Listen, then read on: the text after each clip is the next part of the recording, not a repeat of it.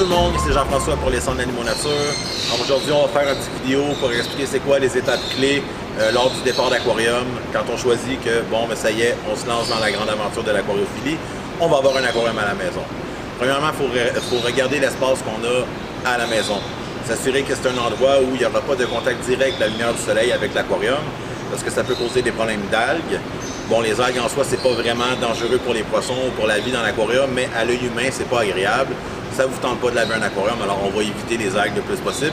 On va aussi faire une autre vidéo sur comment éviter les algues dans l'aquarium. Vous pourrez regarder par la suite dans nos autres vidéos, trouver la vidéo pour ne pas avoir de problème d'algues. Faut s'assurer que l'espace qu'on va consacrer à l'aquarium est plat. C'est important que l'aquarium soit de niveau pour éviter des problèmes dans le futur de fuite ou voire même de vitre qui peut briser, dépendamment du galonnage et de la grosseur de l'aquarium. Il faut aussi regarder quelle grosseur d'aquarium on est capable de mettre à cet endroit-là, parce que dépendamment du choix de poisson qu'on va faire, on va avoir besoin d'un bac qui est plus ou moins gros. Mais gardez en tête que plus c'est gros, plus c'est facile et moins c'est d'entretien. Les paramètres de l'eau sont plus stables dans un plus gros volume d'eau. Alors, plus c'est gros, moins on entretient l'aquarium.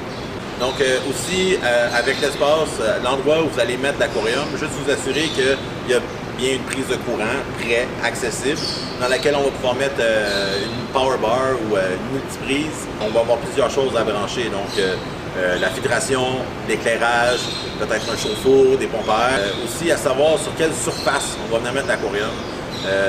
Les petits volumes, je dirais 30 gallons et moins, on peut souvent s'arranger avec des choses qu'on a déjà à la maison. Un meuble qui est assez solide, mais surtout avec une surface qui est la plus plate possible. Il faut s'assurer que les quatre côtés de l'aquarium soient déposés à plat sur la même surface. En haut de 30 gallons, je recommanderais fortement d'utiliser un meuble qui est fait spécifiquement pour les aquariums pour éviter d'avoir des problèmes. Des fois, un nœud, mettons qu'on utilise du bois franc, un nœud il va être plus dur que le restant du bois. Alors si la vitre est à plat sur ça, on peut avoir des problèmes quand la pression d'eau est dans l'aquarium.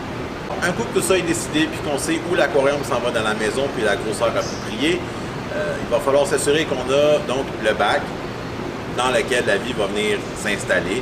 On a besoin d'une rampe d'éclairage pour éclairer le tout, voir ce qui se passe à l'intérieur de ça. On a besoin du filtre pour s'assurer qu'on va garder une bonne qualité d'eau.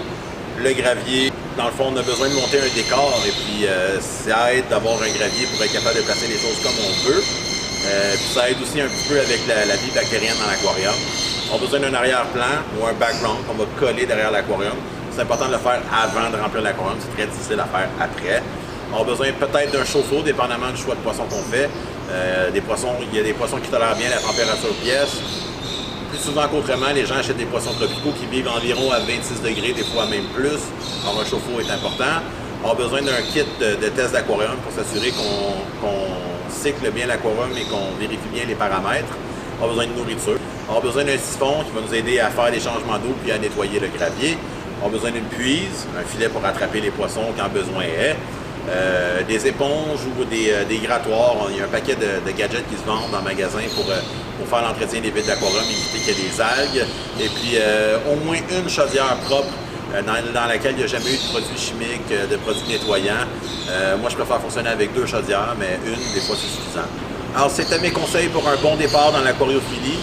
Si vous avez aimé la vidéo, n'hésitez pas à la partager avec les gens autour de vous que ça pourrait intéresser, qui pensent à peut-être penser à un aquarium, qu'est-ce que je dois faire avant de débuter. Likez la vidéo et puis n'hésitez pas à venir nous voir en magasin si vous avez davantage de questions. Nos magasins sont rendus professionnels pour vous aider.